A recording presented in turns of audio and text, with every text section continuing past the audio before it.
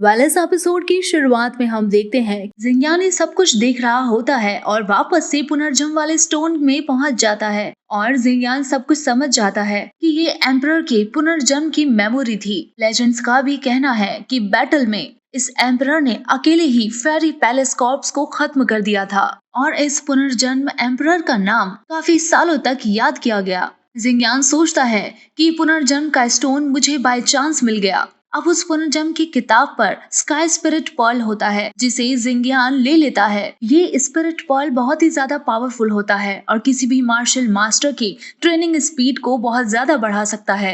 अब जिंगयान उस spirit Perl को एक्टिवेट करने की कोशिश करता है। वो काफी सारे स्पिरिचुअल स्टोन्स भी लेकर आता है। वो स्पिरिट पर्ल उन सभी स्पिरिचुअल स्टोन्स को खा जाता है, लेकिन फिर भी वो पर्ल एक्टिवेट नहीं होता, जिसके बाद जिंगयान को वो स्पिरिचुअल एग याद आता है। वो एग को लेकर आता है, जिसके बाद स्काई स्पिरिट पर्ल उस एग के चारों तरफ घूमने लगता है। जिंगयान को लगता है कि शायद अब कुछ स्पेशल पावर उसे इस पर्ल से मिल सकती है, जिससे वो अपनी मार्शल प्रैक्टिस को और भी ज्यादा इंक्रीज कर सकता है। अब हम मिस यू को देखते हैं, जो जिंगयान के पास आती है और कहती है कि उसके ग्रैंडफादर उससे कुछ इंपॉर्टेंट बात डिस्कस करना चाहते हैं। मिस यू कहती है कि जिस ड्रैगन फॉर्मेशन को तुमने मंगवाया था वो अरेंज हो गया है, लेकिन हम उसे एक्टिवेट नहीं कर पा रहे हैं, इसलिए ग्रैंडफादर तुम्हें बुला रहे हैं। अब जिंगयान मिस यू के ग्रैंडफादर के पास पहुंच जाता है और उस ड्रैगन फॉर्मेशन को एक्टिवेट करने के लिए जिंगयू अपनी तलवार की पावर का यूज करता है। ये देखकर ग्रैंडफादर भी हैरान होते हैं। अब जिंगयान स्पिरिट वेन्स को निकालता है, जिसे देखकर ग्रैंडफादर शॉक होते हैं कि ये तो बहुत ही पावरफुल है, सिर्फ इसका एक ही टुकड़ा इस जगह को होली प्लेस बना सकता है। अब जिंगयान उस स्पिरिट वेन्स का इस्तेमाल करता है, जिसमें से एक ड्रैगन स्पिरिट बाहर आता है और वहाँ पर कल्टीवेशन कर रहे सभी लोगों की पावर्स को इंक्रीज कर देता है। ये देखकर ग्रैंडफादर काफी खुश हो जाते हैं कि इस ड्रैगन स्पिरिट की मदद से सभी की कल्टीवेशन स्पीड भी इंक्रीज हो गई है। तभी जिंगयान कहता है कि सिर्फ कल्टीवेशन स्पीड इंक्रीज नहीं हुई, बल्कि अब सभी लोग वू जिंग के खिलाफ फाइट करने के लिए भी तैयार हैं। अब जिंगयान बताता है कि इस स्पिरिचुअल वेन की वजह से यहाँ का ऑरा कियानवू डायनेस्टी से भी ज्यादा पावरफुल और काफी ज्यादा स्ट्रॉन्ग बन गया है। तभी वो टैंगलैंड वहाँ पर आ जाता है, जिसे देखकर ग्रैंडफादर भी शॉक होते हैं कि वो यहाँ पर क्या कर रहा है। उसे देखकर जिंगयान भी सोचता है कि यही वू जिंग ब्लड सेक्ट है। वू टैंगलैंग जिंगयान से आकर कहता है कि तुमने बस कुछ ही महीनों में इस चैम्बर को लियुयन डायनेस्टी का नंबर 1 चैम्बर बना दिया है। वो जिंगयान से कहता है कि तुम्हें तो यहाँ का मास्टर बनना चाहिए। अब वू टैंगलैंग जिंगयान से कहता है कि तुमने ड्रैगन स्पिरिट ग्रुपिंग फॉर्मेशन को अरेंज किया है, मैं भी देखना चाहता हूँ, जरा मुझे भी दो। अब जिंगयान उसे देने से इनकार कर देता है।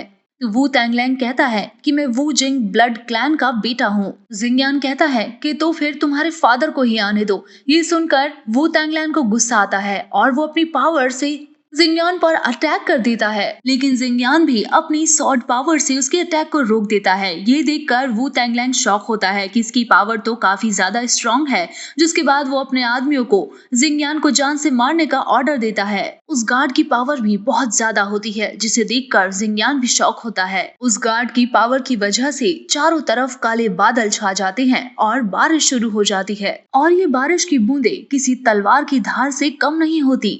जिंगयान अपनी चारों तरफ एक प्रोटेक्टेड लेयर बनाता है, लेकिन तभी वो गार्ड एक बीस्ट के स्पिरिट बनकर सामने आता है और जिंगयान से फाइट करने लगता है। जैसे ही जिंगयान अपनी तलवार से उस पर अटैक करता है, तो वो अपना रूप बदलकर एक स्नेक स्पिरिट का रूप ले लेता है और वो जिंगयान को जकड़ लेता है। ये देखकर सभी लोग बहुत ज्यादा डर जाते हैं। तभी जिंगयान सोचता है कि वाटर सोर्स की मदद से इसने पूरे एनवायरनमेंट को बदल दिया है। जिंगयान वाटर की पावर को समझता है। तभी वो स्नेक स्पिरिट जिंगयान से कहती है कि या तो तुम अपनी हार मान लो या फिर मरने के लिए तैयार हो जाओ। अब वू टैंगलैंग के और 2 गार्ड्स भी अपनी स्पिरिचुअल पावर का यूज करके जिंगयान पर अटैक करते हैं। ये देखकर जिंगयान को अब काफी गुस्सा आने लगता है और वो अपनी फुल पावर का यूज करके उन तीनों गार्ड्स को हरा देता है। ये देखकर वू टैंगलैंग भी काफी हैरान हो रह जाता है। अब जिंगयान की पावर्स को देखकर वू टैंगलैंग उसकी तारीफ करता है और उसे कहता है कि मेरे फादर भी 3 दिन बाद यहाँ पर आने वाले हैं, और वो जिंगयान को एक पार्टी के लिए इनवाइट भी करता है। उस इनविटेशन कार्ड को देखकर जिंगयान को काफी गुस्सा आता है, क्योंकि अब उसका सामना वू जिंग से होने वाला था। अब रात हो जाती है और जिंगयान तियानयन के मास्टर से मिलता है। वो उनसे वू जिंग को इन्वेस्टिगेट करने के लिए कहता है। तो वो मास्टर बताता है कि वू जिंग की पावर्स अब बहुत ज्यादा बढ़ चुकी है, तुम्हें केयरफुल रहना होगा। अब जिंगयान उस मास्टर को एक ब्लू जेम देता है जो स्टार लाइट की पावर को एब्जॉर्ब कर सकता था। अब जिंगयान कहता है कि मुझे पता है वू जिंग की पावर्स मुझसे ज्यादा है, लेकिन जिंग तियानजंग जो उसका कमांडर है उसकी पावर मुझसे कम है। अब जिंगयान मास्टर से जिंग तियानजंग के रूट को चेक करने के लिए कहता है। मास्टर कहते हैं कि 3 दिन बाद मैं तुम्हें मैसेज दूंगा, और ये कहकर वो यहाँ से चले जाते हैं। अब हम वू तैंगलैन को देखते हैं जो पार्टी के इनविटेशंस लोगों को भेजता है। और अब हम वू जिंग को देखते हैं जो अपनी पूरी सेना के साथ लियूयन डायनेस्टी की तरफ जा रहा होता है। वहीं हम जिंगयान को देखते हैं जो अपने फादर को अपनी पावर से हील कर रहा होता है। उसकी पावर्स देखकर उसके फादर भी हैरान होते हैं। जिंगयान अपने फादर को एक स्टोरेज रिंग भी देता है जिसमें मार्शल टेक्निक्स और काफी सारे स्पिरिचुअल लिक्विड होते हैं। वहीं अब तियांगबू जिंगयान के पास आते हैं और उसे बताते हैं कि एंशिएंट स्टार सेक्ट के अंडर रहकर वू जिंग ने काफी सारे ट्रेजर और इंपेरियल पावर को हासिल कर लिया है। वहीं लियूयन डायनेस्टी अब पहले की तरह स्ट्रॉन्ग नहीं रही है। वो बताते हैं कि वू जिंग ने अपनी पावर से काफी सारी डायनेस्टीज को तबाह करके उन्हें अपने कंट्रोल में कर लिया है। मुझे डर है कि अब वो 3 दिन बाद होने वाली पार्टी में भी हंगामा करेगा और लियूयन डायनेस्टी को हासिल करने की कोशिश करेगा। और अगर ऐसा ही चलता रहा तो वू जिंग एक दिन काफी सारी डायनेस्टीज पर अटैक कर देगा और अपने अंडर कर लेगा और फिर उसे कोई भी नहीं हरा पाएगा।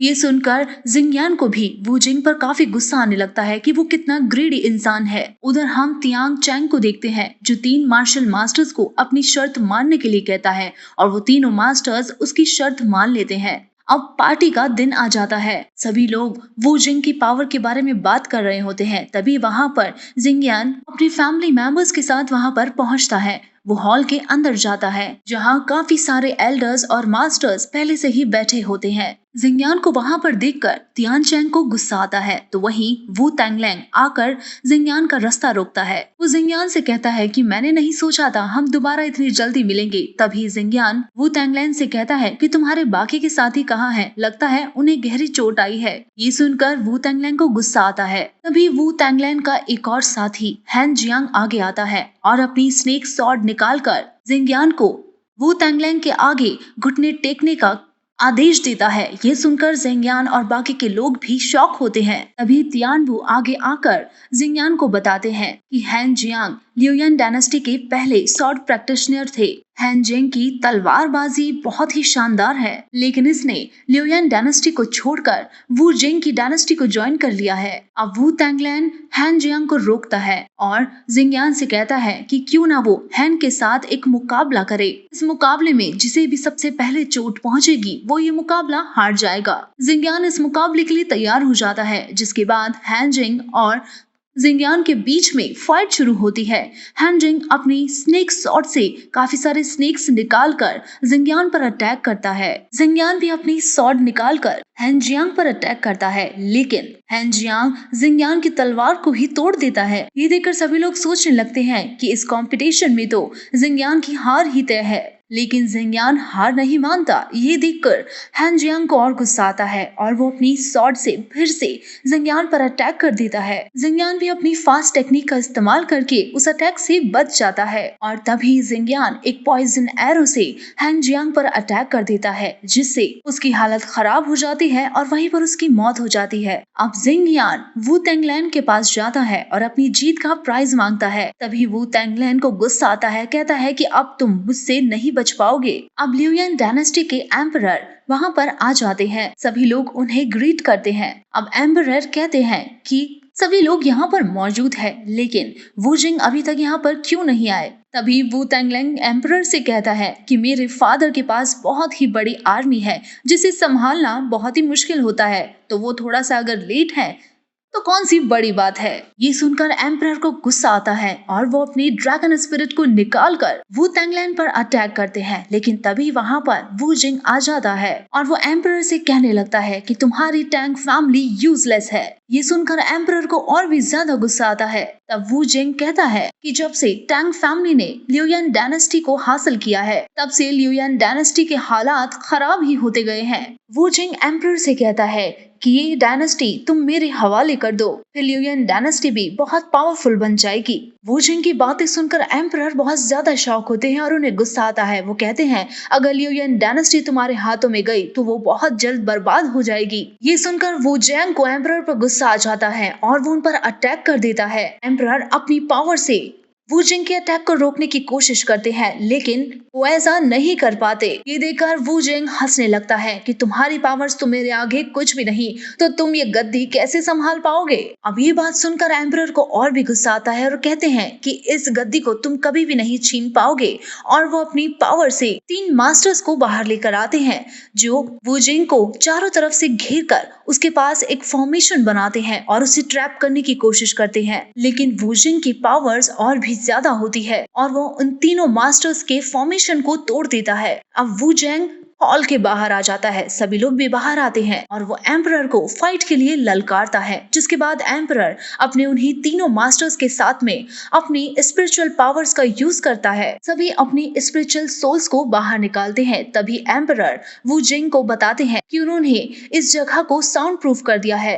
अब वू जिंग अपने सोल्जर्स को भी यहाँ पर नहीं बुला सकेगा और यहाँ पर तुम्हारी आज मौत तय है। उधर लियूयान डायनेस्टी के आयरन गार्ड्स भी आ जाते हैं। एम्परर के कहने पर सारे आयरन गार्ड्स मिलकर वू जिंग पर अटैक करते हैं, लेकिन वू जिंग अपने चारों तरफ एक प्रोटेक्टेड लेयर बनाता है जिससे उस पर कोई असर नहीं होता। ये देखकर एम्परर भी शॉक होता है कि वू जिंग की पावर्स वाकई में बहुत ज्यादा पावरफुल हो गई हैं और वू जिंग अपनी सुपर पावर से सारे आयरन गार्ड्स को भी जख्मी कर देता है। और फिर वू जिंग अपनी ड्रैगन स्पिरिट को बाहर निकालता है, जिसे देखकर जिंगयान भी हैरान रह जाता है। अब वू जिंग अपने एक ही अटैक से एम्परर के उन तीनों मास्टर्स को मार गिराता है। ये देखकर जिंगयान भी हैरान रह जाता है। अब वू जिंग अपनी ड्रैगन स्पिरिट से एम्परर पर अटैक करता है। एम्परर भी अपनी लायन स्पिरिट से उस ड्रैगन स्पिरिट का सामना करता है, लेकिन यहाँ पर वू जिंग की पावर्स एम्परर पर भारी पड़ती है। अब एम्परर कमजोर लगने लगता है। वहीं